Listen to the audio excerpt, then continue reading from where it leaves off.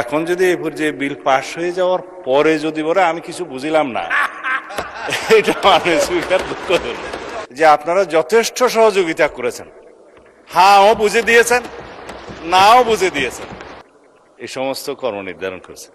বিশেষ কমিটি যেটা আপনি করে দিয়েছেন এই আইনগুলো পর্যালোচনা করার জন্য সংসদে বিশেষ এই কমিটিতে আমাদের মাননীয় সদস্য জয়নাল আবদিন সাহেব সভাপতি ছিলেন, বিরোধী দলের পক্ষ থেকে বেশ কয়েকজন সদস্য ছিলেন, আইনমন্ত্রী সহ সবাই এটা আলোচনা পর্যালোচনা করে যে সকল অধ্যাদেশগুলো সর্বসম্মতিক্রমে অ্যাজ ইট ইজ পাস করার জন্য ডিসাইডেড হয়েছে তার মধ্যে এই বিলটাও ছিল, অর্থ বিল সহ অন্যান্য।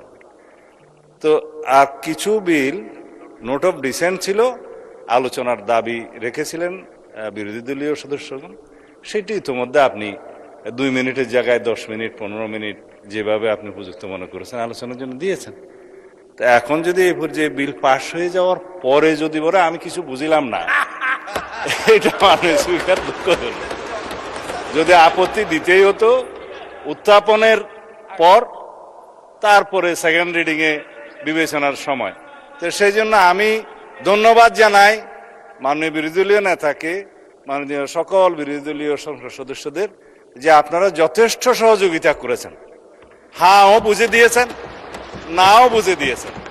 এই অপরিসীম সহযোগিতার জন্য সরকারি দলের পক্ষ থেকে আপনাদেরকে ধন্যবাদ জানাচ্ছি।